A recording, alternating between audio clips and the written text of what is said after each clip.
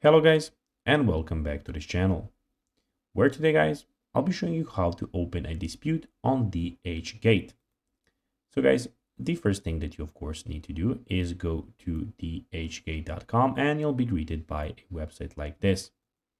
Now, when you did that, you just need to go and log into your profile.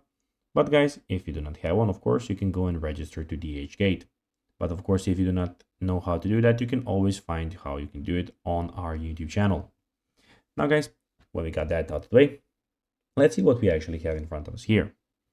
So as you can see here, we have the search bar where you can search for anything that you want.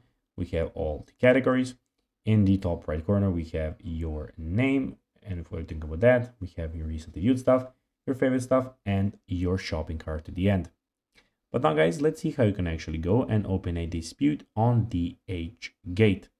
So it's pretty simple and you just need to go and follow these few steps guys to know how you can actually go and do it.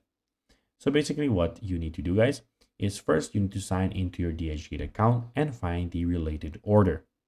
Then you need to go and click leave a message to communicate with the seller.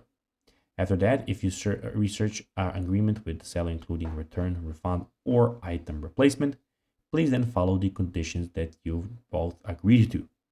So that's basically how you can do it, guys. So guys, that will be everything for this video. I hope that you found this video informative and entertaining, guys. If you did, don't forget to like this video, share it, subscribe to the channel, and put the notifications on.